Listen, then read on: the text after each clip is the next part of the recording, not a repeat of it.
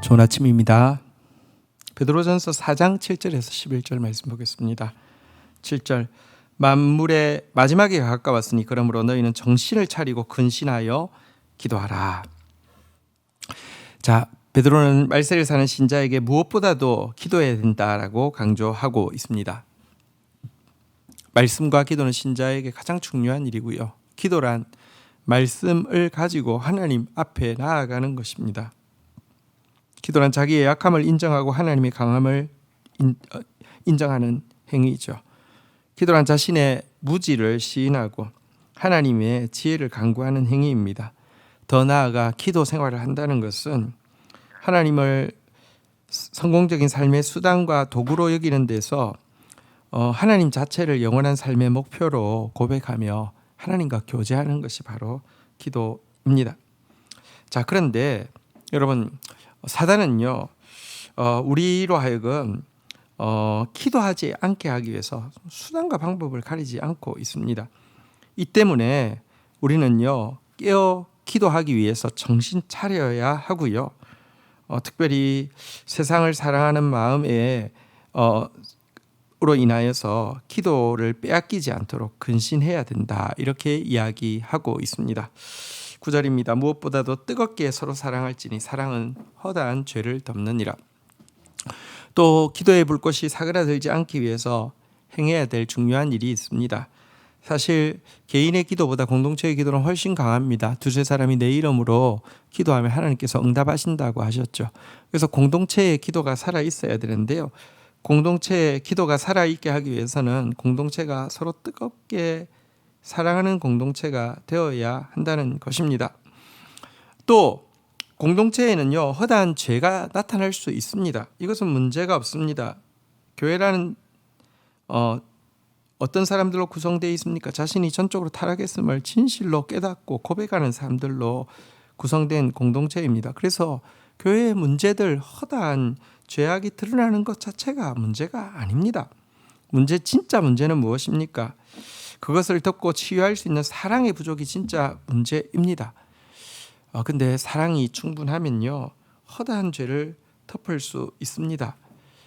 이 같은 사랑의 불이 타오르고 사랑의 이불이 우리 허물을 덮게 되면요, 공동체의 기도의 불을 꺼트릴 수 있는 힘은 아무것도 없습니다. 그래서 공동체가 더 뜨겁게 사랑하고 더 서로 용납하고 허물을 덮어주는 그런 관계 되어서 기도의 불이 타오르게 하라고 권면하고 있는 내용입니다.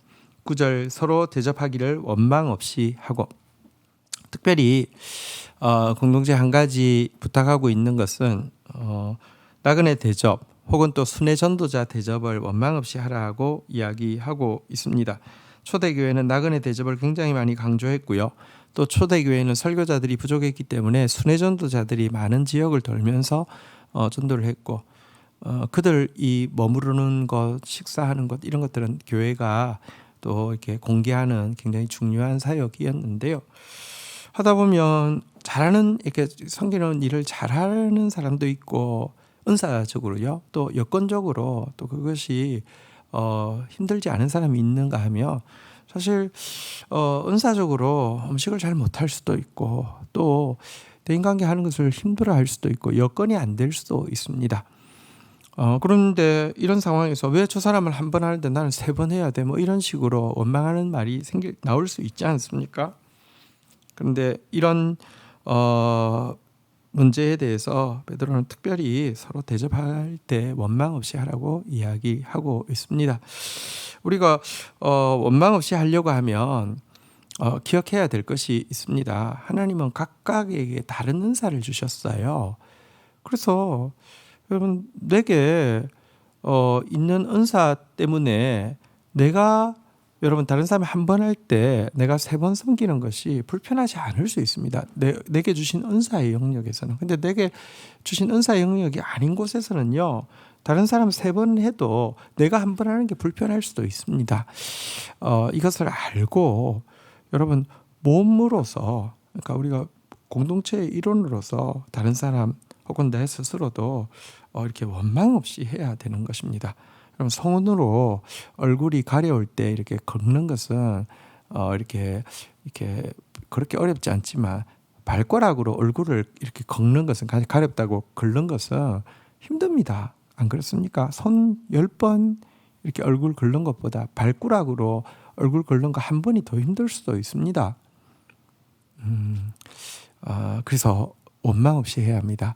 자, 원망 없이 하는 것과 더불어서 또 한 가지 강조하고 있는 내용이 10절부터의 내용인데요. 각각 은사를 받은 대로 하나님의 여러 가지 은혜를 받은 선한 청지기같이 서로 봉사하라. 11절 만일 누가 말하려면 하나님의 말씀을 하는 것 같이 하고 누가 봉사하려면 하나님의 공급하시는 힘으로 하는 것 같이 하라.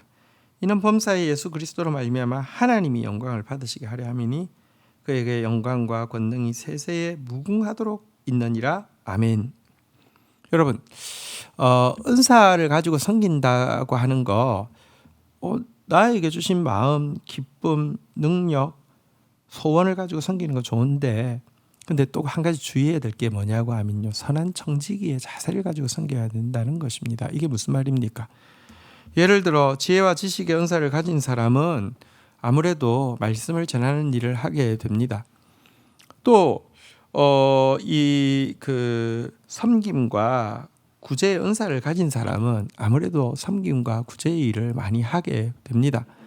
그런데 이 일을 하면서 선한 청지기의 자세가 아니게 되면요. 말씀 사역을 하고 나서는 자기가 대단한 사람인 것처럼 우쭐대고요. 또 섬김과 구제를 하고 나서는요. 자기 힘 가지고 한 것처럼 여러분 과시하게 됩니다. 이건 합당하지 않습니다. 사실 우리에게 있는 것은 전부 하나님께 받은 것이죠. 은사라는 것도 하나님이 맡겨주셨다는 하나님의 선물이라는 뜻이죠. 여러분 한번 생각해 보십시오. 주인이 백성들이 굶주리고 있을 때 청지기한테 창고를 아낌없이 풀어서 모든 사람들 편안하게 먹을 수 있게 나누어 주라고 했습니다. 자, 그러면 음식을 받은 사람들은 영광을 주인에게 돌려야 합니까? 청지기에게 돌려야 합니까? 당연히 주인에게 돌려야죠. 근데 악한 청지기는 어떤 사람입니까? 자, 다들 모여 하고 나서는 줄을 서시오 하고 나서는 나한테 잘못 보이면 국물도 없어. 내 시키는 대로 해 하면서 그 앞에 서서 마치 자기 거 나눠주는 듯이 그 앞에서 인사 다 받고 막 지적질하고 잔소리하고 거들먹거리고 악한 청지기죠. 여러분, 우리에게 주신 은사는 섬기라고 주신 것이지 갑질하라고 주신 것이 아닙니다. 우리의 섬김을 통해서 영광 받으실 분은 하나님밖에 없지 내가 영광을 취하는 것은 도둑질하는 것입니다. 이 사실을 알고 섬겨야 한다는 거 꼭 기억하시기를 바랍니다. 주신 말씀 붙잡고 기도하며 나가도록 하겠습니다. 하나님, 마지막 때입니다. 어느 때보다 기도가 많이 필요합니다. 정신 차리고 근신하여 기도하는 자 되어지게 하여 주시옵소서. 우리 공동체의 기도의 불이 활활 타오를 수 있도록 기도하는 두세 사람 공동체로 만들어 주셨습니다. 더 뜨겁게 사랑하게 해주시고 더 많이 서로 용납하고 죄를 덮어주는 관계가 되어지게 하여 주시옵소서. 우리에게 각자에게 은사를 주셔서 몸을 그리스도 안에서 한 몸이 되게 하여 주신 것을 인하여서 감사합니다. 하나님, 서로 비교하면서 원망하는 자가 되지 않고 각자에게 주신 은사에 집중함으로 말미암아 기쁘게 섬기는 자 되어지게 하여 주시고 내 것 가지고 섬기는 것처럼 과시하거나 갑질하는 자 되지 않게 하여 주시고 선한 청지기로서 나의 섬김을 통하여 하나님만 영광 받으시게 하는 그런 섬김이 되도록 은혜를 더하여 주옵소서. 예수 그리스도의 이름으로 기도 올립니다. 아멘.